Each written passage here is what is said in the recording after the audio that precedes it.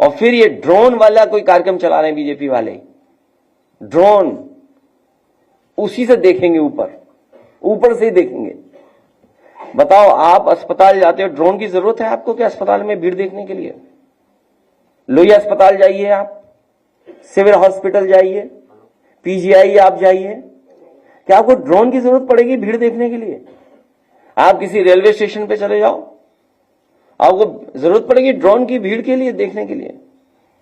तो 10 साल रह करके इन्होंने हर व्यवस्था को खराब किया है, हर व्यवस्था, हर विभाग बर्बाद कर दिया। ये दावा करते थे कि मेडिकल कॉलेज बना रहे हैं, बताइए 13 मेडिकल कॉलेज नहीं बन पाए, जिनको एनएमसी ने मान्यता नहीं दी। कहीं मान्यता मिली है 13 मेडिकल कॉलेजों को? और जो मेडिकल कॉलेज हैं उनकी स्थिति क्या है? कहीं इलाज नहीं मिल रहा गरीब को, एक जिला अस्पताल नहीं बनाया जहां पर दवाई, इलाज, इंतजाम पूरा मिल जाए गरीब को। तो स्वास्थ्य विभाग वो दिखाई दे रहा है, और कितना भ्रष्टाचार होगा उसमें पता ही नहीं। ये तो कुछ खुल रहे हैं, और ये खुल इसलिए रहे हैं कि कुछ लोग मोहरा बन गए हैं।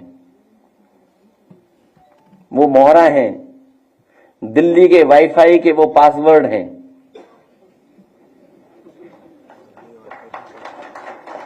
ये नई तरह की टेक्नोलॉजी, तो टेक्नोलॉजी के हिसाब से बोलना पड़ रहा है। आप समझ गए हो कौन मोहरा है?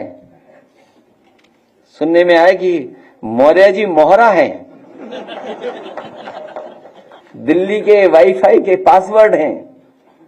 अगर दिल्ली वाले किसी से मिलते हैं तो लखनऊ वाले भी मिल रहे हैं किसी से। तो बताओ, सरकार चलेगी ऐसे? क्या सरकार चलेगी बताओ? और जिन्होंने बिगाड़ा है सब कुछ, क्या वो लोग ठीक करेंगे? और सबसे गंभीर सवाल मैं आपके सामने रखता हूं। मुझे याद है कि इस प्रदेश के गवर्नर थे, हमें चिट्ठी लिखते थे और अखबार में सरकार को, समाजवादियों को बदनाम करने के लिए जातिवादी का आरोप लगाते थे। बताओ, कोई है कहीं कोई जो गिनती करे कौन कहां बैठा है? बताओ, मुख्यमंत्री जी कौन है, मुख्य सचिव कौन है, प्रमुख सचिव कौन है गृह, और विभाग में कौन कौन कहां बैठा है? सोचिए आप भी तो थे, कभी कभी उठाते थे सवाल जातिवाद का। तो आप विचार करिए, गंभीर सवाल है। तो यूपी ऐसे नहीं चलेगा। यूपी की जनता को इन्होंने धोखा दिया है। यूपी की जनता का इन्होंने सब कुछ बर्बाद कर दिया। बजट की बात तो लोकसभा में होगी कि यूपी को क्या मिला। हालांकि प्रेस के सामने मैंने कहा कि अगर पूर्वांचल एक्सप्रेसवे में केवल 25 किलोमीटर ये सरकार बना देती तो दिल्ली से भागलपुर तक आप एक्सप्रेसवे पे चले जाते। जिस गांव में जितना बना करके छोड़ दिया हम लोगों ने, उस गांव से आगे 1 इंच जमीन नहीं सरकार ने ली। अगर कोई गाजीपुर का हो तो वो जानता होगा, पखनपुरा तक छूट गई थी सड़क, उसके आगे नहीं सड़क जा पाई। तो अगर वो सड़क बन जाती जो पैकेज दे रहे हैं बिहार को, और बिहार की बाढ़ कैसे रुकेगी बिना यूपी की बाढ़ को?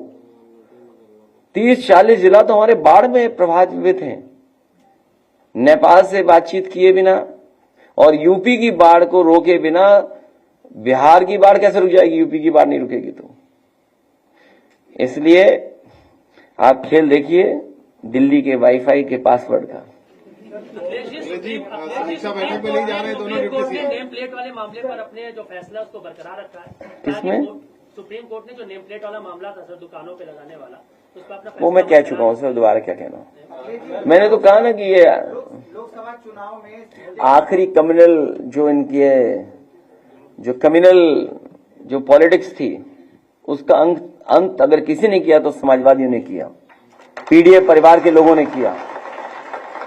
ये जो कम्युनल पॉलिटिक्स थी, सांप्रदायिक राजनीति भारतीय जनता पार्टी, उसको अगर किसी ने रोका है और उस राजनीति को अगर किसी ने खत्म किया है तो समाजवादी लोग और पीडीए परिवार के लोगों ने।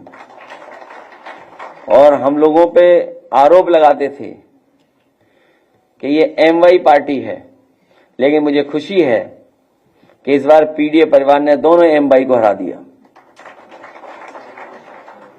जी, मुख्यमंत्री जी की मंगलवार बैठक में दोनों डिप्टी सीएम नहीं गए। और जो देखते नहीं आप, जब दिया आखिरी में फड़फड़ाता है तो ये फड़फड़ा रहे हैं, इसीलिए होर्डिंग लगवा रहे हैं। लेकिन मैं धन्यवाद देता हूं कि सौहार्द में जयते के लिए जो सुप्रीम कोर्ट ने फैसला लिया उसके लिए बहुत धन्यवाद। और सुप्रीम कोर्ट को स्वयं संज्ञान में चीजें ले लेनी चाहिए उत्तर प्रदेश की कुछ गतिविधियों पर। होने वाला है सर। अखिलेश जी दोनों डिप्टी सीएम नहीं गए। एक तो मुख्यमंत्री के कार्यक्रम में आज नहीं गए, कल उनके जो बैठक थी उसमें नहीं गए, और ये दिल्ली तक क्यों तुम्हें समझ में नहीं आता? मैंने कहा दिल्ली के वाईफाई के ये सब पासवर्ड हैं।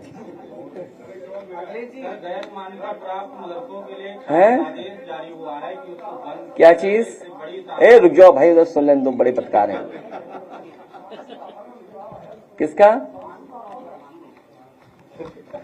मुझे लगता है ये विंटर डिस्काउंट तक चलाना पड़ेगा।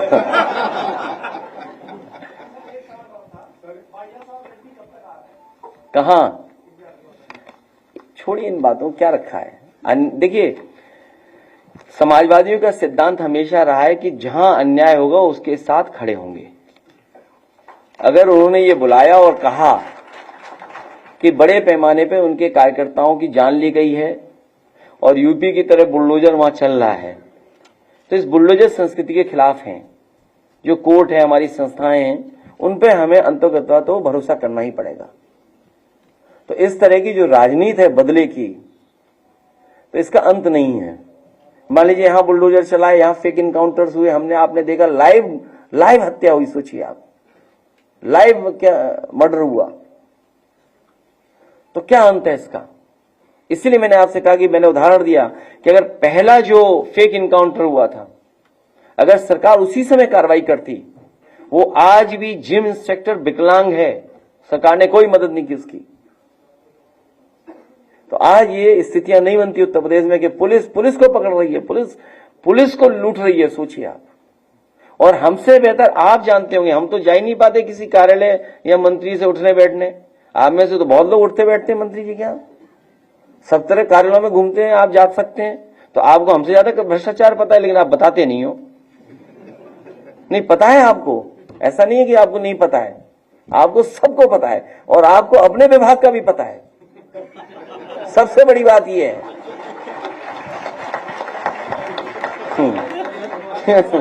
अगर ये बात गलत हो तो बताओ मुझे। नहीं, आप ही लोग कोई बता रहा था ना, इसलिए मैं बता।